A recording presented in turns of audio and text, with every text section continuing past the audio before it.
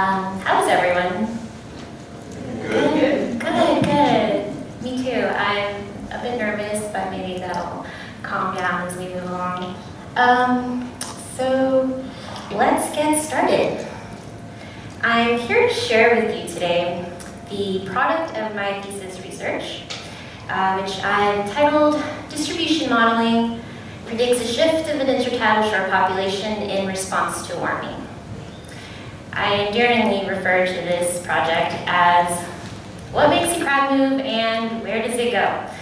Okay, but before I get into those questions, I'm going to answer a more important question of why do we care? Okay, so over the last century and a half, we've experienced a mean global increase of about 1 degree Celsius. And animals across the globe are exhibiting a number of responses to this warming. The first of which I'm going to mention is extinction. This is a marine isopod. They're related to the pillbugs, like the little roly-polies. They fold up and they fold to little balls. So this research was done on a coastline down in Southern California where they looked at this population of the isopods, and they looked at 2 species that are shown by the triangle and circle. The striped triangle and circles represent new colonizations since the study was done. In comparison, the circles and triangles that are filled in and empty represent extinctions, local extinctions in this case. A second response to warming is acclimatization, where, for example, if you take a fruit fly and grow it at a certain temperature, it will develop to be a certain size. You take that same fruit fly and you develop it at another higher temperature, it will grow to be a smaller size. At a lower temperature, that same fruit fly would have developed to be a greater size. So this is acclimatization, where an organism exhibits a physiological response in order to cope with changing environments. So a third response to warming is adaptation. So animals can adapt, as in case of Mittalis trocellus and Mittalis gallo-provincialis. They are 2 mussel species. Trocellus is distributed from Alaska to Central California, shown in like the gold in there. Gallo-provincialis is distributed from Central California to Baja California. So respectively, we can say that they are from a cold and warm environment. A closer look at an enzyme called isocitrate dehydrogenase shows that the warm adapted species has 2 additional hydrogen bonds. And this actually helps to keep the protein stable under warmer conditions. So respectively, we can say that they are cold and warm adapted. A fourth response to warming that we're seeing is distribution shifts. So in these 4 graphs, the vertical line shows where the equator is located at latitude 0. Any bar that's to the right or to the left of that shows a change in distribution. These are showing changes in distribution for various terrestrial taxa. But there is a similar meta-analysis done in the marine realm, where these distribution shifts have been documented across 129 different species. 75% of these shifts were attributed to warming. And these individual numbers show the average shift in their distribution for these different taxa represented here. And there is a number of consequences that are associated with these distribution shifts. So the first is ecosystem shifts. So what happens in an ecosystem. For example, in the Seychelles, off of the eastern coast of Africa, there was a lovely coral reef. This is a picture taken from 1994, before the coral bleaching event that took place in 1998. Following that event, this picture shows the same region, and the coral reef has been totally destroyed. It's decimated. There is nothing there.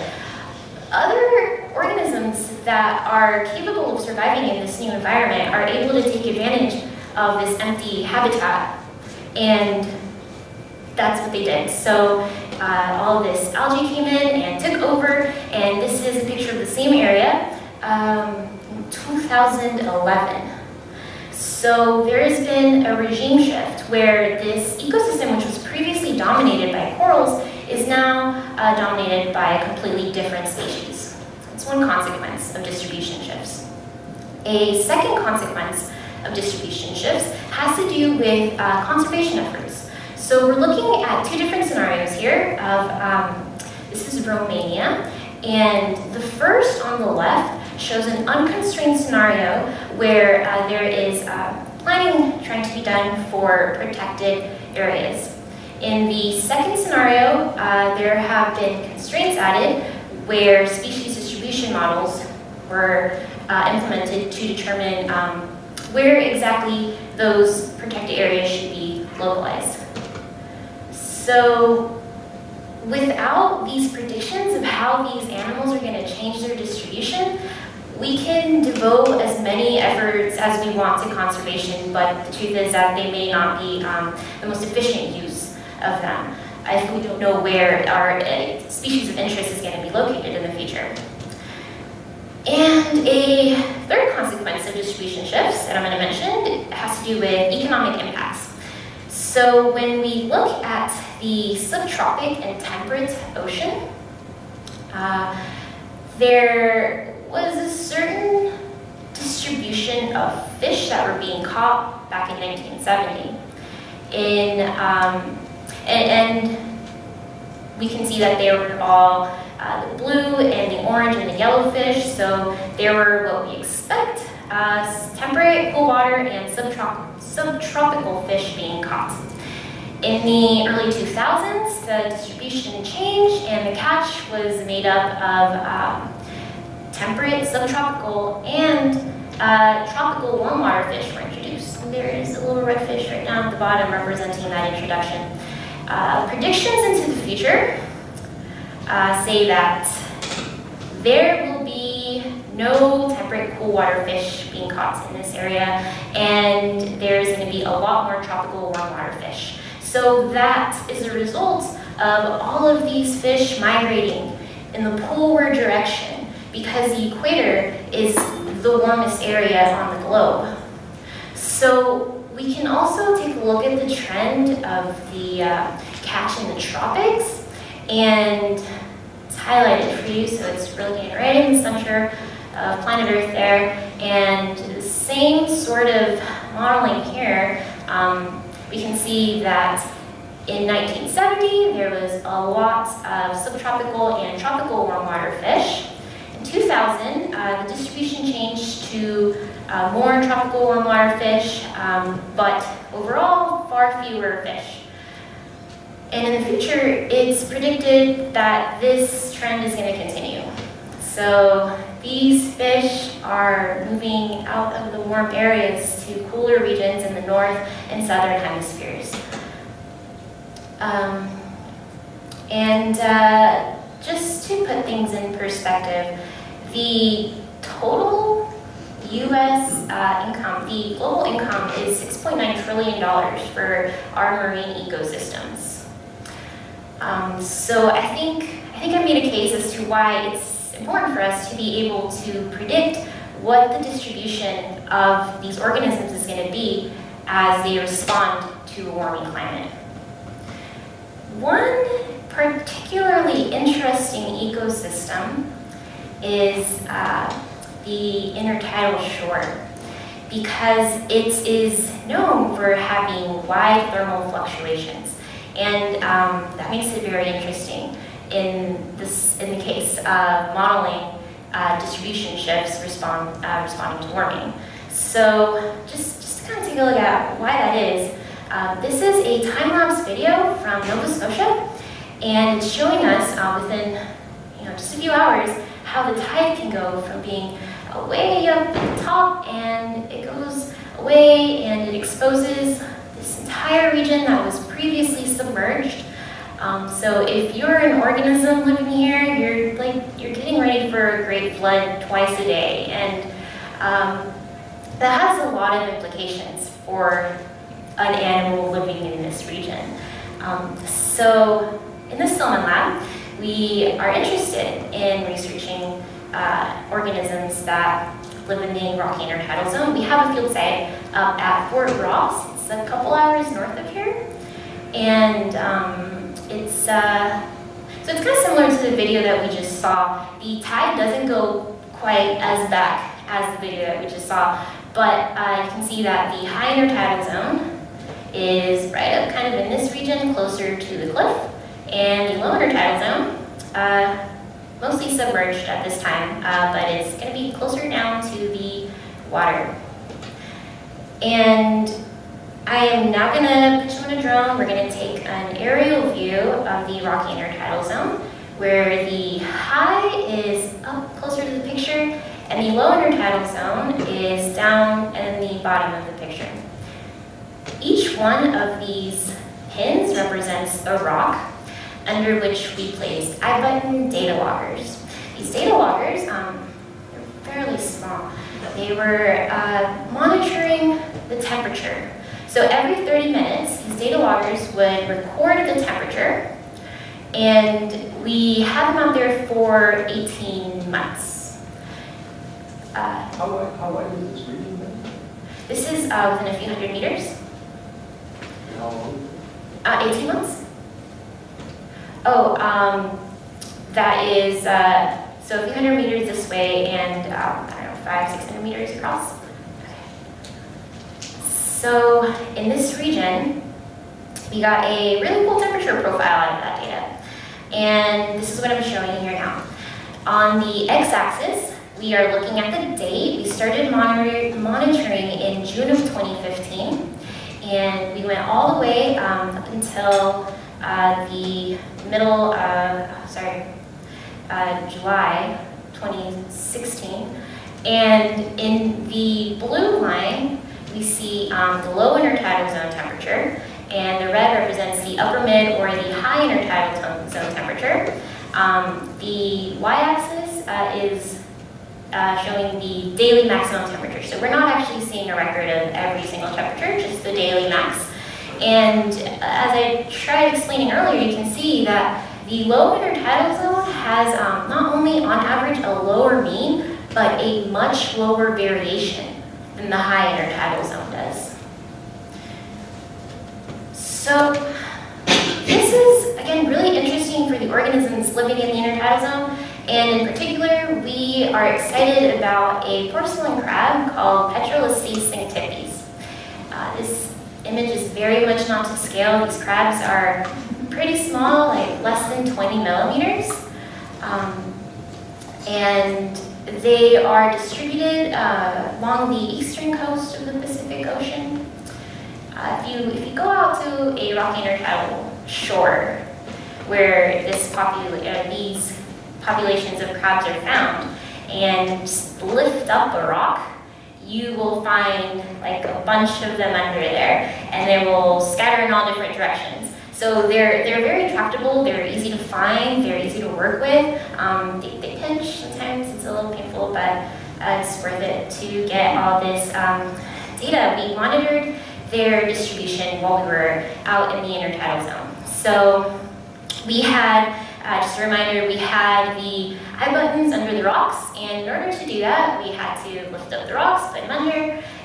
While we did that, we also monitored the size of crabs that we found and where we found them, in the high or the low intertidal zone.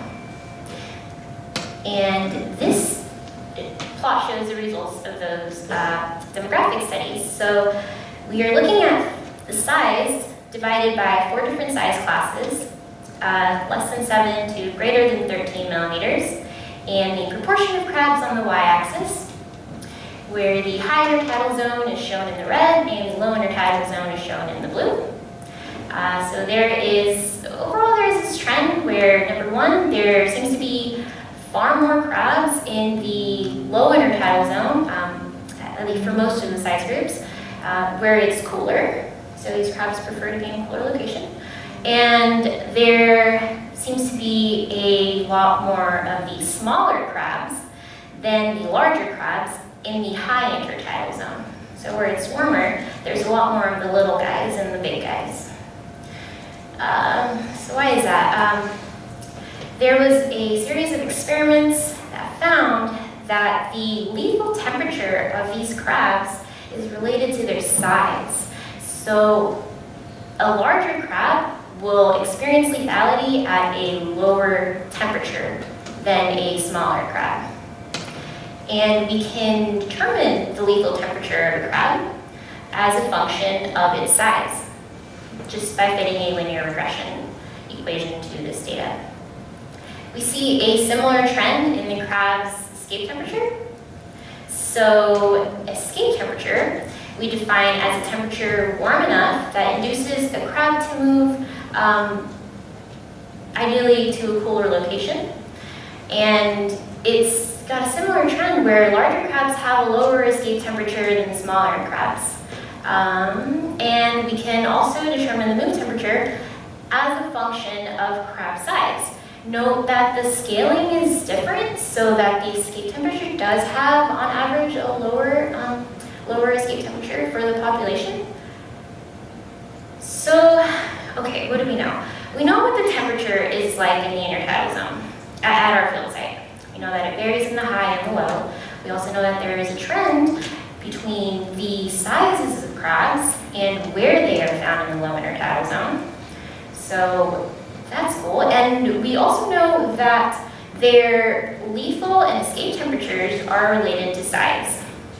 So this is all painting a really cool picture that led me to ask a couple of questions. That first question is, can size-dependent thermal physiology and thermal behavior predict the population distribution of piecing tippies that we observed at Fort Ross? Okay, the second question, how will the population of piecing tippies respond to warming?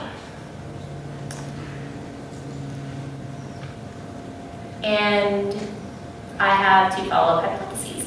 So the first is size-dependent thermal physiology can predict the population distribution of piecing tippies observed at Fort Ross. And in order to answer this hypothesis, this question associated with this hypothesis, a lot of studies do what are called species distribution models, where you look at the distribution of a species and determine what parameters drives that distribution. Once you know what parameters drive the distribution, you can see whether or not it will change if you change their environment. A lot of these species distribution models are they're being implemented using agent-based models. And agent-based models essentially they look at individual behavior. So how does each individual respond to a certain environment? And increasingly, these models are being created with simulations. And that is the approach that I took. The second hypothesis is that in response to warming, piecing tippies population at Fort Ross will shift their distribution lowered on the intertidal shore to cooler locations. So once I have a working simulation, I can change the environment in the simulation and analyze how that distribution changes with warmer temperatures. So let me tell you first about creating the simulation. Welcome to my simulation environment. This is a model that I created using the program NetLogo. And I I'm showing here the environment. So we're looking at the high and low intertidal zone, a simulated version of them, if you will. And each one of those pixels that you saw represents a rock. So we call those just patches. And the color of this patch represents the temperature of that rock. So right now they're all blue because they're right around 12 degrees Celsius. So on the plot here, over time we're monitoring the average temperature in the high, shown in red, and the low intertidal zone, shown in blue.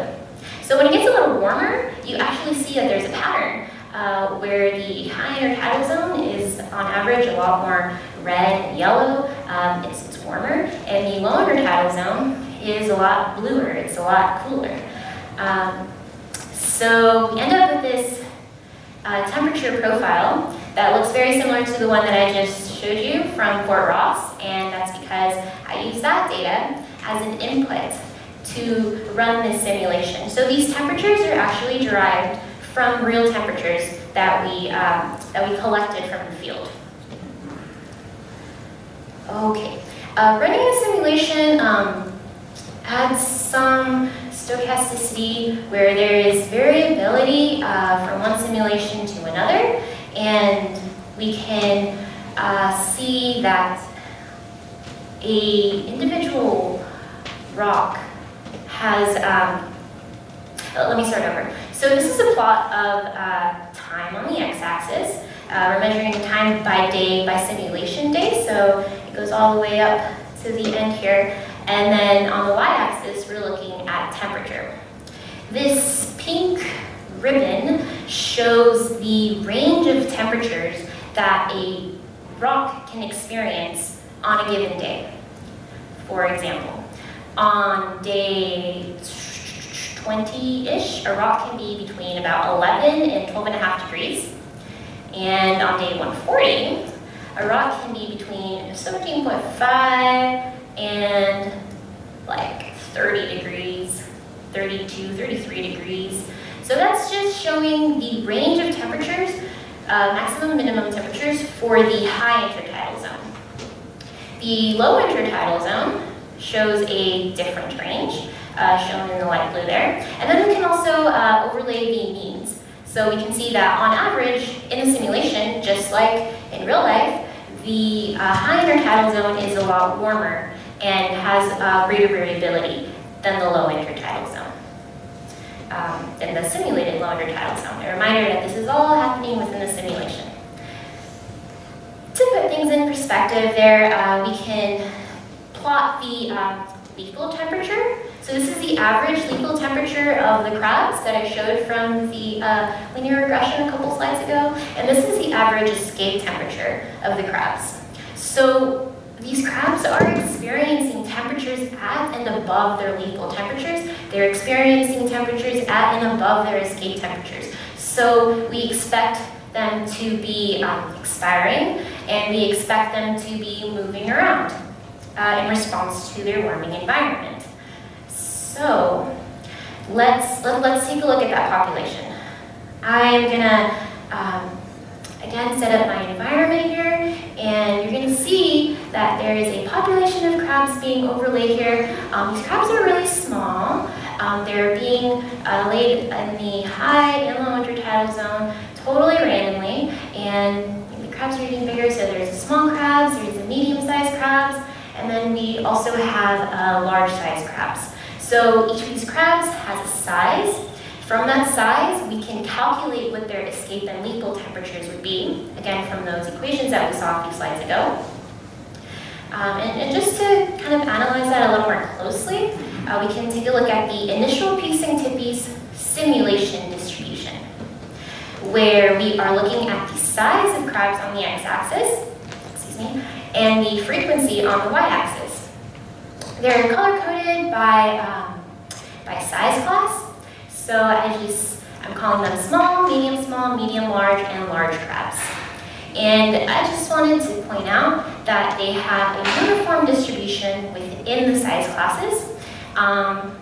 Even this guy, because the size range of the large crabs is from 13 to 20, cuts off at 21 millimeters on average. That's why there is a lower frequency. but the total distribution is the same as the other 3 size classes. Okay, so I have this population of crabs, and they have size. From that size, they calculate, well, they don't calculate. Their lethal temperature is calculated. Their escape temperature is calculated. Now I can set them up with a set of rules as to how they're going to respond to their environment. So it starts off with the crab analyzing its temperature, its environmental temperature. If that temperature is greater than the lethal temperature of the individual crab, the crab expires, okay? If that temperature is less than the crab's escape temperature, so that temperature that makes it want to move, the crab remains. It's happy. It doesn't have to go anywhere. It's in a cool environment, literally a cool environment. And if that rock temperature happens to be above that escape temperature, then the crab will move around in search of a cooler location. Once it gets there, it has the same 3 options. If the temperature is too hot, again, it's going to expire. If it's just right, the crab is happy and it remains. But it's possible that that temperature of the new rock is also above its escape temperature and below its lethal temperature, in which case the crab continues the cycle to move around until it ends up at remaining or expiring. And then it starts anew with analyzing the temperature. So my crabs are set up with a set of rules, and you can now see how they're going to respond after a temperature of rock changes in their environment. So we're monitoring a few different things here. As the simulation starts, you can see that the day is up in the left-hand corner, and the temperature, we saw this plot in the previous one, I just made it smaller, is shown right here. And we're looking at a couple things on this side. The thermal behavior is plotted by showing the number of crabs in the low intertidal zone, shown by blue, and the number of crabs in the high intertidal zone, shown in the red. And you can see that when it starts to get warm, so right around here where we see this peak, all the crabs start to migrate. There are much fewer crabs in the low intertidal zone. This would look a little different if there were no lethality rules being executed here. But because there are, we can monitor them and see that the population of crabs is dropping, and it's dropping sort of, at least in this version of the simulation, with the pattern that we would expect, where the small crabs are shown in red, medium small, and yellow. The teal shows the medium large, and the purple shows the large. So the purple line is the lowest one right here, and it has the lowest individual count by the end of the simulation, because they have that lower lethal temperature. Cool, so now that I have a working simulation that replicates the model that I created, the next step is to make sure that the simulation is working to predict the distribution that we see out in the field. We call that validating the model. So a few slides ago, I showed you what the current distribution looks like out in the field, and I took 1,000 simulation runs of my model, and I plotted the results in a similar fashion, where you see the 4 size classes and the proportion of crabs in those size classes by zone, and we can compare that to the field results. So on the left are the model results, on the right are the field results. They look kind of similar. I can eyeball them and I can say, yeah, that's cool, it kind of matches. Or I can also plot the proportion of crabs. So we're plotting the proportion of crabs by zone, shown in the red and blue colors, and by size, which is shown by the different shapes here. And what you see here is the proportion of observed crabs versus the proportion of observed crabs. So we're looking at the same data on both axes. And what that produces is a slope of 1, so it's a perfect fit, and an R squared of 1. a perfect fit. The model accuracy and precision is 100% if it looks like this. It doesn't look like this. It looks very close. To analyze how these crabs, how sensitive these crabs are to those behavior and lethality rules, I ran the simulation with those rules being executed at a certain probability. So for example, if a crab went under a rock that dictated it was going to expire, it expired with a probability of 50%, 75%, 25%.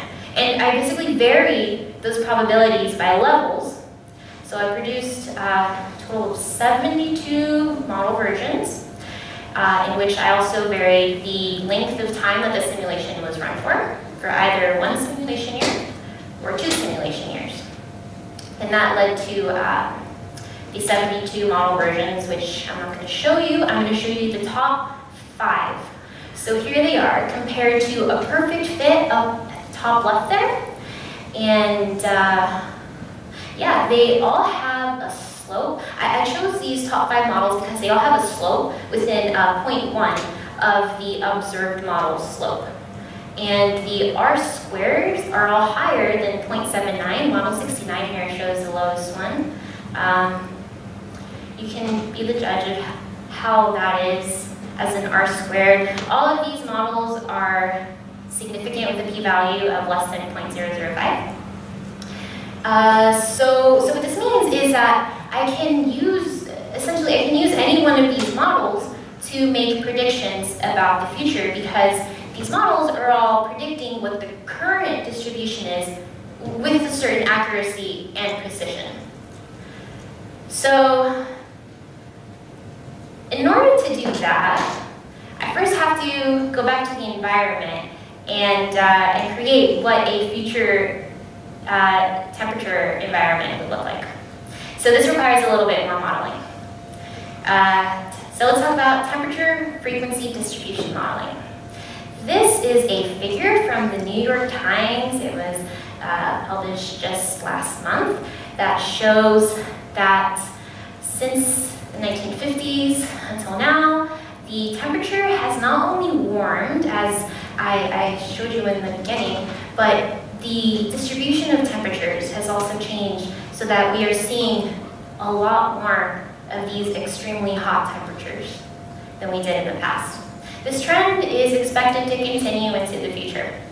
So in modeling what the future environment, thermal environment at the Rocky Intertidal Zone in Fort Ross looks like, I want it to look like this guy over here, the last one we saw.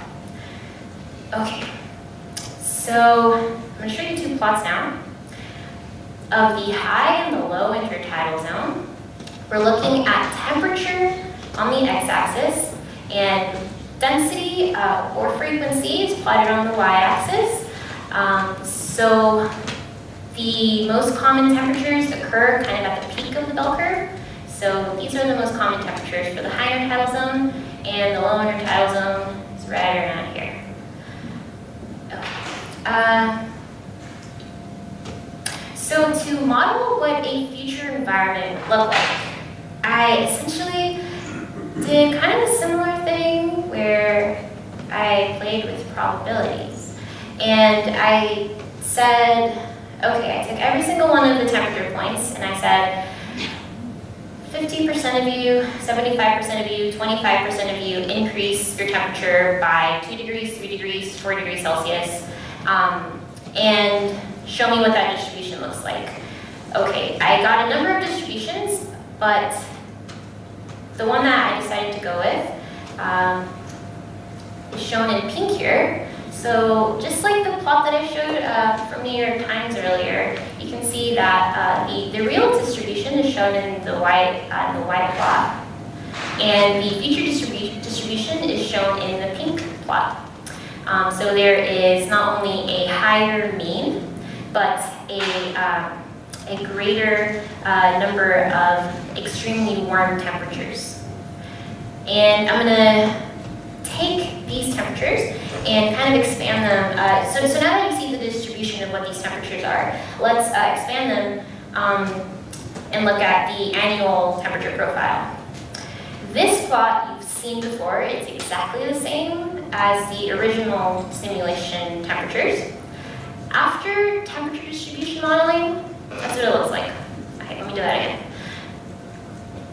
There is a much greater range of temperatures in both the low and the high intertidal zone. So I took these temperatures and used them in the simulation to make my prediction experiments.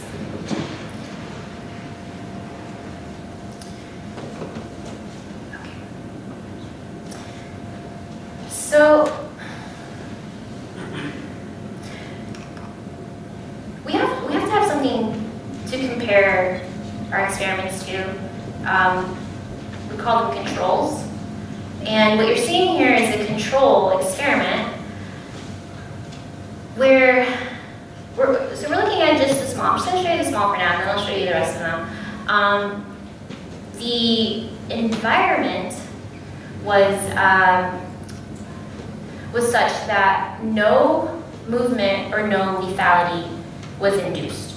So the environment was set to be lower than the lowest escape temperature.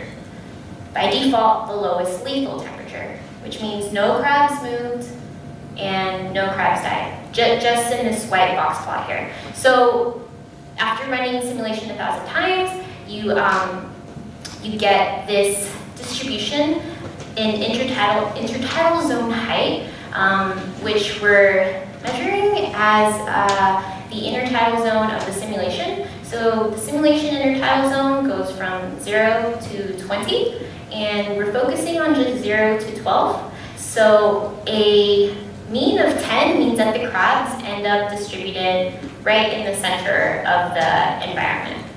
So that's what we would expect from a control where no crabs are moving and no crabs are expiring.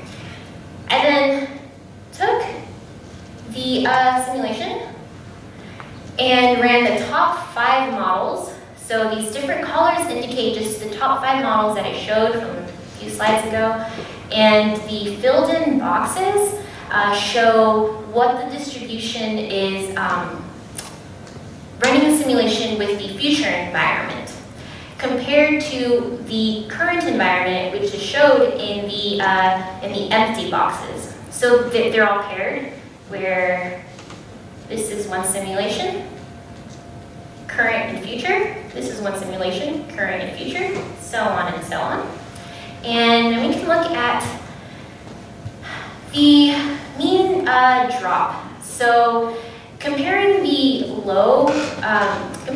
future distribution to the current distribution, it's predicted that the small crabs will experience a mean decrease in intertidal zone height of 14%. And that's just at our site. And we can do the same analysis for all the other size classes. The drop in distribution and intertidal zone height it varies by size, where medium small and medium large crabs will have a -8, -6 drop, and then large crabs will have a -7% lower distribution in the intertidal zone. So what this is telling us is that the small crabs, which if you recall, currently are found in much higher abundances in the high intertidal zone. So these crabs, my model predicts, are going to move to the low intertidal zone. I mean, they're all going to move, but these are going to move the most. And then right around the end here, these are all going to move down, but keep in mind that the large crabs are already found mostly in the low intertidal zone. So I also looked at the abundance of crabs. It looks like there's something here. There is one data point right here. It is the mean of 1,000 runs with, again, no expiry, no movement induced. So 100% of the crabs survived at the end of the simulation, which is why we see one line showing the mean. There's no variance around that. Okay. Again, we look at at the different results of the different simulations. For the small, we are measuring the abundance by percent survival. And my model predicts that there will be a decrease of 21% for the small intertidal zone crabs with future warming scenarios. We do the same for all the other crab sizes, and it is predicted that small, medium, small, and medium large crabs will drop by 21%. The large crabs will have a lower drop because, again, they have that lower lethal temperature. So they are experiencing their lethal temperatures at much more regular frequencies than the smaller crabs. My model predicts that there will be a drop of 31%. So, big idea here, I mean, these crabs are really cool. They're fun to play with, and I hear they're tasty. I hear that you have to eat a lot of them to get full of them. But the big idea here is that a change in distribution of this crab, I mean, people aren't really going to freak out too much if this crab isn't found as much. But if this crab goes away, the distribution of this particular crab changes, it's going to affect the entire ecosystem. It has a number of competitors, other crabs, other organisms in the intertidal zone that compete with this crab for space, food. It has a number of predators, many of them higher on the food chain. And one change in an ecosystem can trigger cascading effects that affect the entire ecosystem. And it's important for us to predict how that's going to change if we want to be prepared for the future. Just to give you guys an example, you'll remember back in 2015, the Dungeness crab and rock fishery closed because of an algal bloom of domoic acid that was caused by a warm blob in the Pacific Ocean. And the thing is that this fishery industry was affected by something that people, for the most part, didn't even think was related. It's an algal bloom, and it's completely destroying this industry. Well, it did for a few months. So who knows how the change in distribution is going to, this change in distribution that my model predicted is going to affect the marine ecosystems. And one thing I didn't mention is that these crabs, these crabs I did mention, they're found along the eastern coast of the Pacific Ocean, but it has a number of congener species that are ubiquitous to all of the world's oceans. And I'll say for the Arctic and Antarctic. But if we predict that they are going to respond similarly to this crab, then it's possible that the rest of the intertidal shores of the world will have a similar effect. Who knows? It might be less effect, it might be more of an effect. Those implications are not for me to make. I have produced this model, and it is a tool that can be used for any organism that is responding thermally to their environment. It can be used to make these predictions, and I leave you all with that. So I'm going to take just a couple of minutes to acknowledge all my funding sources, and I would also like to thank a number of people, starting with the Stillman Lab, with Dr. Alex Gunderson, thank you very much, Emily Lamb, Annadelle Abagaz, Jennifer Souther, Eric Armstrong, Michelle Tanner, Lindsay Faye, and Adam Paganini. Thank you all very much. You guys have been a lot of help. Your comments, it wouldn't have been possible without you guys. I'd also like to thank, of course, my committee members, Dr. Stillman, Dr. Kane, who is joining us remotely, and again, Dr. Jonathan Stern. He introduced me to NetLogo. I just kind of emailed him one day, and he had me come into his office, and like in one day, he taught me how to use that logo, and I couldn't get enough of it. So wouldn't be possible without all of my committee members. Thank you. I'd also like to take a minute to thank Dr. John Pierce from San Jose State University, who also put in quite a number of hours to helping me get this model up and running.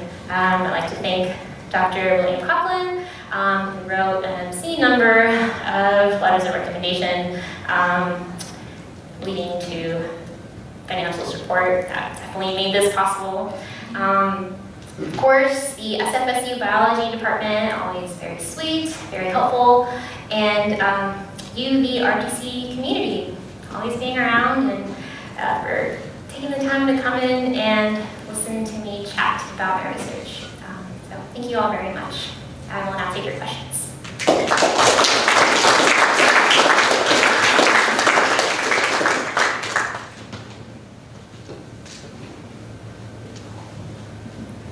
Yes. So what can we do to help the population of flies? What can we do? Well, we can apply a carbon tax, which is the only viable solution to climate change in people's opinion sometimes.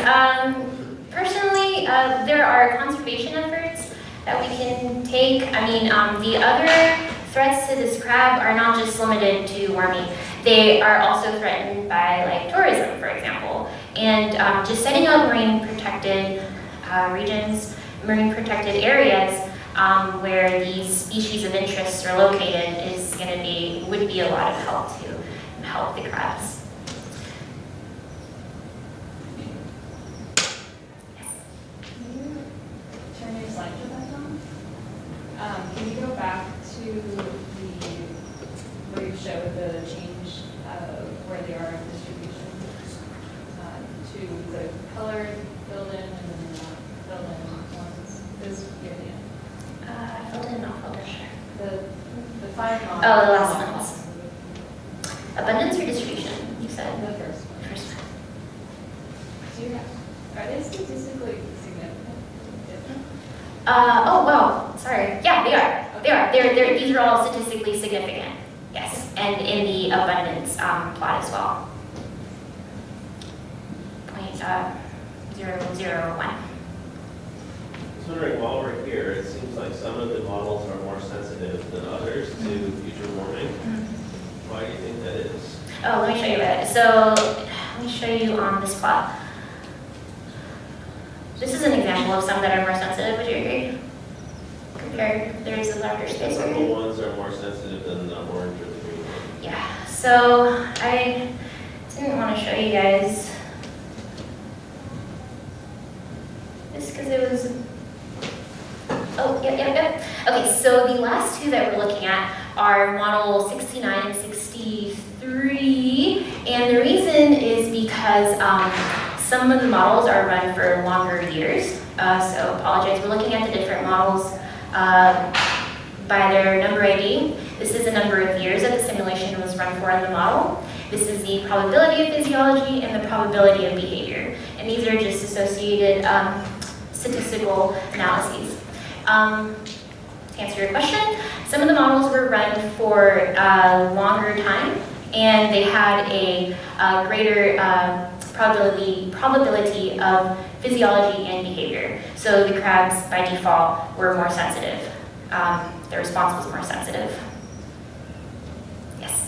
I was just going to ask, piggybacking on that question, what drove you to run some models longer than others? Okay, so the environment is something that I wanted to vary, I decided to vary because it's a parameter that I thought would have an effect based upon the fact that these crabs have a lifespan of 2 years. So if they're moving, I would think, I'm not sure, but I would think that they're be moving over those 2 years. I could have run it for longer if I wanted to as well. They'd all be dead, maybe. I think I saw your hand. You mentioned the New York Times article with the summers kind of being hotter and extremely hotter. I wondered if you had any maybe predictions or maybe like comfortability with, or trying to find maybe these winter months and accompanying with climate change, but that there's also extreme storms and other changes and longer and colder winters. Did you have any idea of what that could affect the crab abundance in these intertidal zones? Oh, well, I know that it would definitely affect it, but I'm not sure. We have a really good idea of how temperature is going to change, and we know that things like sea level rise are going to happen. But that requires further modeling, which I didn't do here, but it definitely, in my opinion, would have an effect on the distribution. First off, I really enjoyed your presentation. I like the way you set up how models work and the various types of adaptation, acclimation, and such. You have real systematic thinking going through this, and I know it's a tremendous amount of work. My question is, how relevant are these models when they're only considering one abiotic factor, temperature? And of course, there's biological factors like with the increased temperature, are the food resources different for dense crab?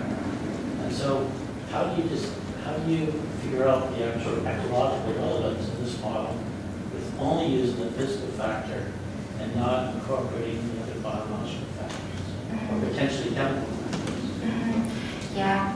So I'm going to kind of continue the conversation from the last question and say that there are a lot of abiotic and biotic factors for which I did not account in this model. A reminder that the highest R squared was something like 0.86. So there is about 0.14 of the precision that I'm not accounting for. This is, after all, a model of real life. It's not real life. So we should take these predictions and let them guide us, but it's not the end-all be-all. It's something that I actually would like to continue working on improving this model. And there is what I know would be a very relevant abiotic factor, what I believe would be a relevant abiotic factor. I mentioned briefly competition. There is this congener species called Petrolus immaculus. It lives lower in the intertidal zone, and we know that they compete and that Syntypes is competitively dominant. So you're right, there are a lot of abiotic factors that could potentially make this a better model. For now, the predictions that we have are what I have to produce for the model. So. Well, it certainly wasn't meant as a criticism. I was really impressed with what you've done here.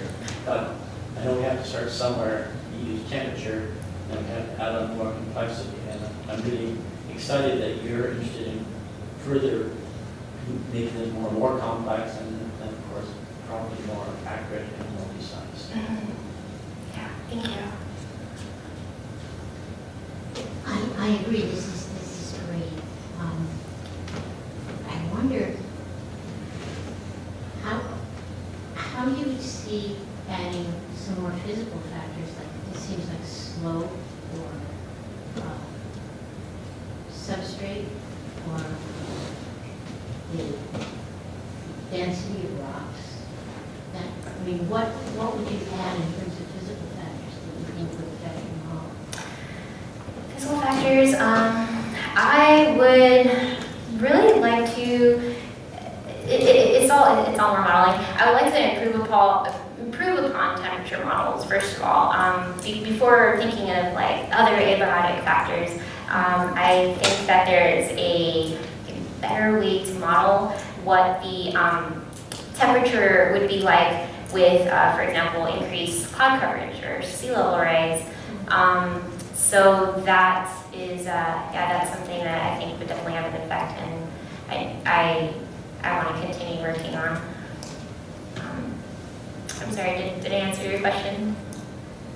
Do you think that the covariates that I mentioned would influence your model in any great way besides temperature? Yeah, definitely. And it depends. I think that temperature has the greatest effect.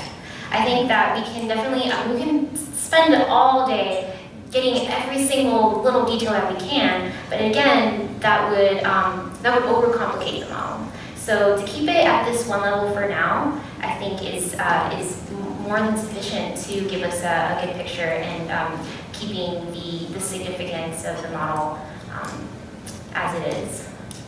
I guess I'm not sure about that because species distribution models look at all different kinds of covariates. They don't need to stay one-dimensional to work. I see. Yeah, there are, again, there's so many other factors, but I think that this crab is just so dependent on temperature alone. That's the big It's the biggie, yeah. There's a lot of other things, but with an R squared of like 0.79, I think there's not a whole lot that we're missing out on. Well, good job. Thank you. Thank you. There's one thing that these crabs do, a biotic thing that they do that you don't have in your model. And we have data for on the very same shoreline where we did our long-term study that I think could strongly influence your results. Can you think about what that is and how it might influence your results? No, I can't. No, what would that be? I'm sorry. So think about the 4 F's of biology. Remember learning this as undergraduate. Form, function, I got 2 of them. It's reproduction. That's not an F.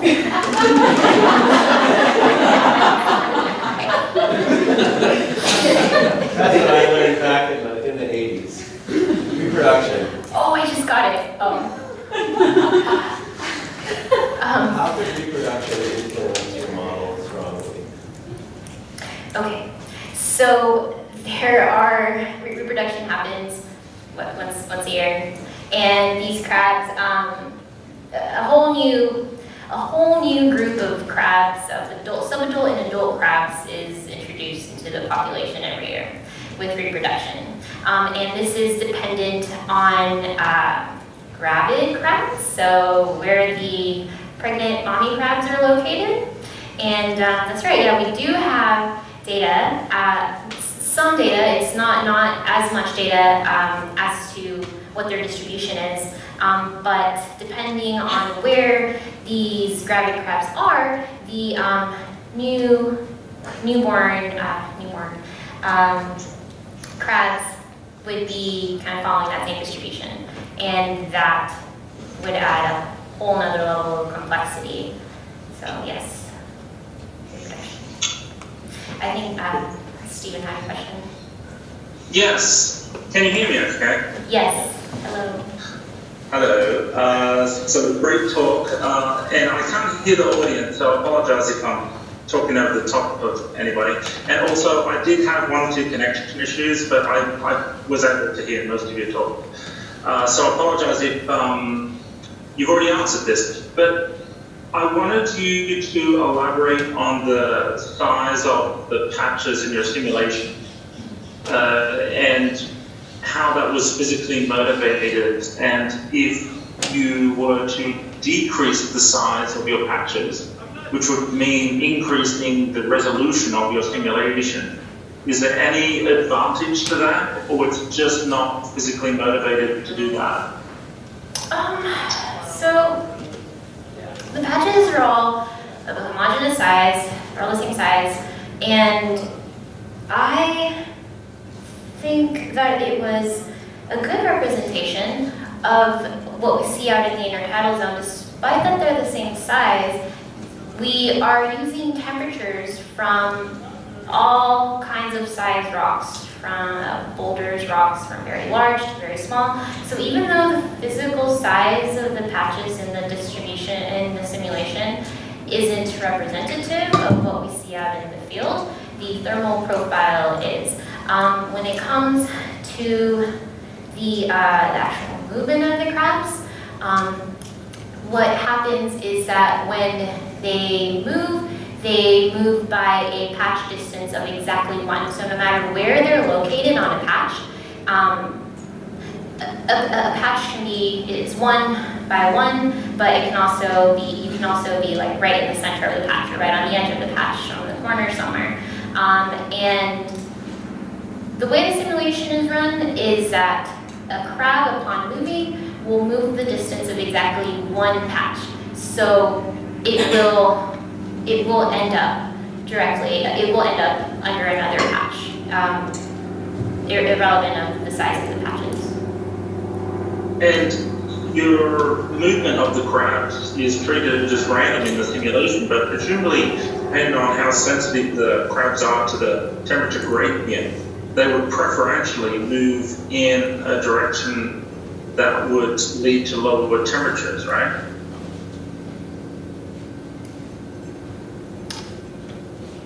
I don't know. We don't know because they don't know. They don't know where they're going. Where, like, if you picture a crab under a rock and it's really hot, it wants to move around, it's gonna have to move around in a random direction until it finds that cooler spot. I don't know the details very well of each individual movement during the behavior experiments that were run, but as I understand, there was a bit of random motion when determining where the crab was going to go before it ended up in its preferred temperature.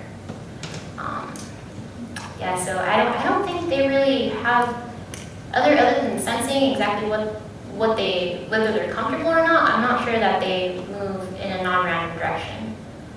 But Okay. So in physics we call that Brownian motion, when they're moving in a completely random direction, and it would be really interesting to know if that was truly their behavior.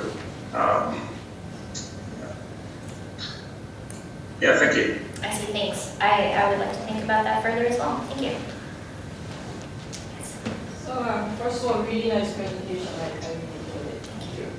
So maybe you covered this, and perhaps I missed it, but you did linear regression for escape temperature and expiration temperature as function of body size, right? And you took those relationships and you used them as some of the input parameters in your model. I wasn't sure if you kept those fixed or did you introduce stochasticity to those as well?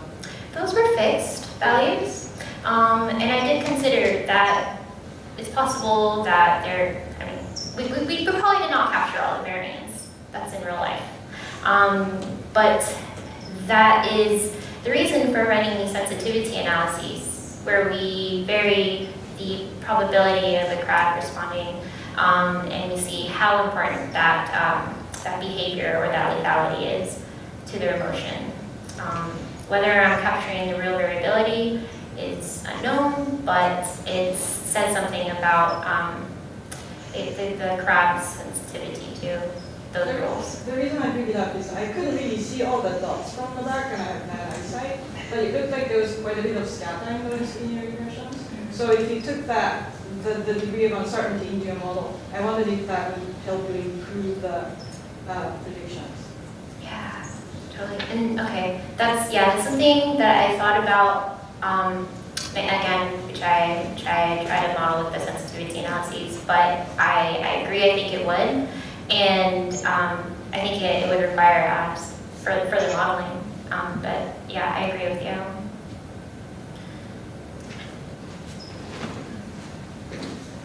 Okay, so no further questions. Let's thank Alma.